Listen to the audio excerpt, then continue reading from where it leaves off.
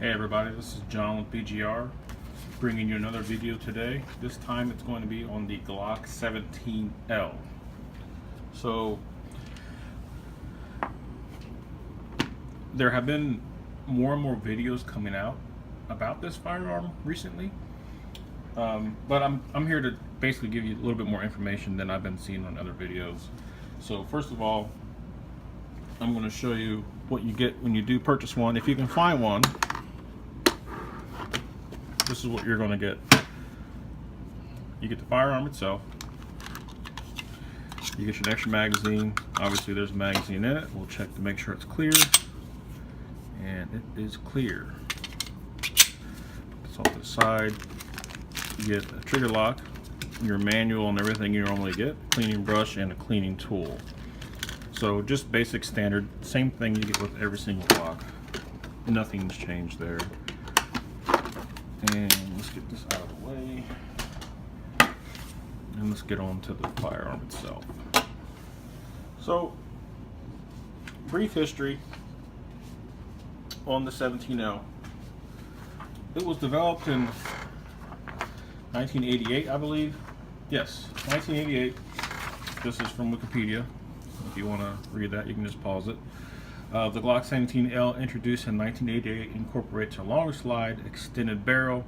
Initially, the Glock 17L had 3 holes in the top of the barrel and a corresponding slide. However, later production pistols lacked a hole in the barrel.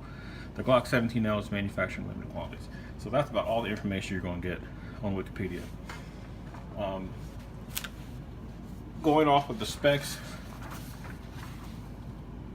you get overall length of 9.5 inches. It's about as wide as any other Glock out there right now. 8 inches in between the sights. So, this is a very long slide. 8.07 inches between the sights. It is 5 inches high. Barrel length is 6.02 inches. So, comparing that to the standard Glock 17 barrel, which I'll go ahead and throw a picture in, there's a huge difference in the length of the barrel. So unloaded, it weighs 23.63 ounces and 33 ounces loaded.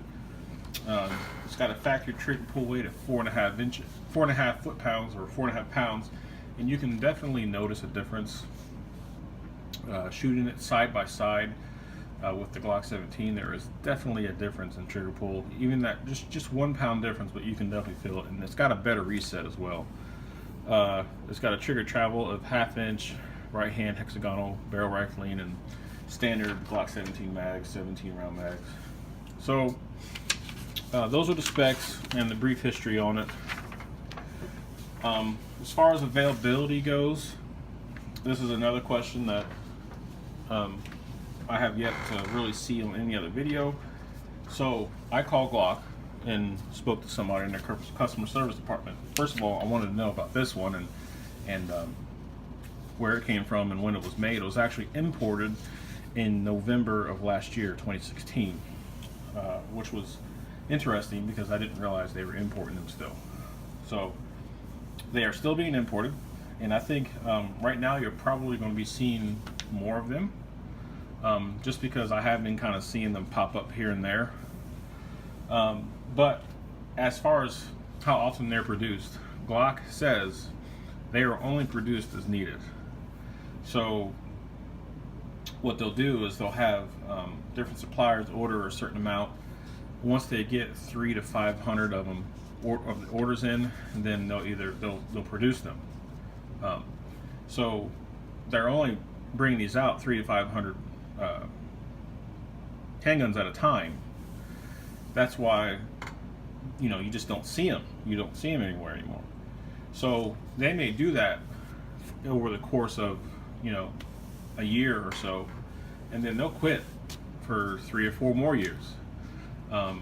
Last time I remember them being produced was around 2014, and then they disappeared, and now they're starting to reappear again as of late last year and early this year, 2017. So right now, if you may be able to find them now, but they're still going to be kind of hard to find. So as far as just running into one gun shop, I literally ran into this at a gun shop. Couldn't believe it, and I bought it as soon as I found it. So the reason why they don't produce very many of them is because the production lines have to be completely stopped in order to make them. So I'm assuming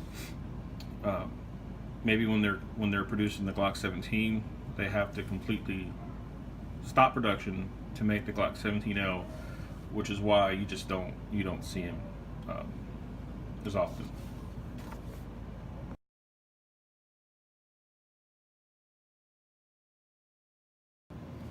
Out of the box performance, it did impress me. For the first time ever, I actually recorded my first shots, and I actually have the target here, and I'll go ahead and put in a video of those first shots being fired. And this is going to be at 15 feet, which is 5 yards.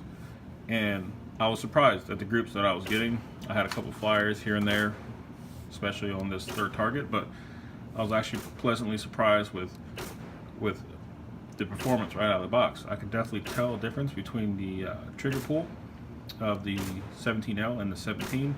I could also tell a difference on recoil. So overall, out of the box performance was actually really good. I can definitely tell a difference, and it shoots a lot softer. One thing that I noticed was I compared it to the 17. As far as I fired 3 shots with the 17L, and then I switched out and fired 3 shots with the 17. I went ahead and took the flashlight off my 17 just to kind of make it a little bit more fair. I didn't want that extra weight on the front of the 17. So you may be able to see a difference in as far as the barrel flip in the video.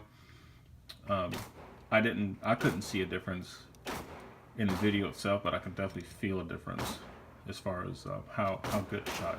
It was actually really nice. Another thing that I did was I did a little bit of fast fire. Basically what I wanted to do, I pulled the flashlight off of these two, and I pulled the flashlight off this one, and I wanted to see how they compared fast fire. I'm not a competition shooter. I do not shoot fast all the time. So this test is kind of irrelevant as far as my skill goes. But for those of you who want to know, this is basically a man-sized target, maybe a little smaller, 12 by 18 target. And I set this at 15 yards, which is 45 feet. And I did strings of 5. This is the Glock 17L. They were all on target. I had a couple in the red, but for the most part, they were all on target, which, for somebody that doesn't do that very often, I thought that was pretty good. I shot better, actually, with the Gen 4 17. My groups were a little tighter, but I'm also using a red dot sight on that one. That doesn't really mean much. I think that in a practiced hand, just from felt recoil, the difference in felt recoil, and the more I practice, I'll be able to get this 17L group a lot tighter than the 17, just based on felt recoil, because it literally is nothing to fast fire this thing and keep all your shots on target.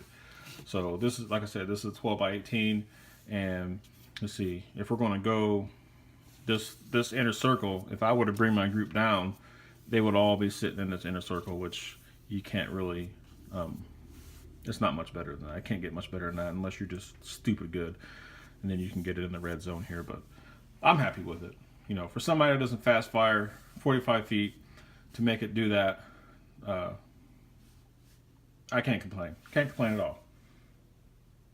Like I said before, it was introduced in 1988, and it came around as a competition gun. It's got an extended magazine release, it's got the extended slide stop, it's got the lighter trigger pull, and it's got the big port in the slide itself to kind of reduce weight because it's a huge slide.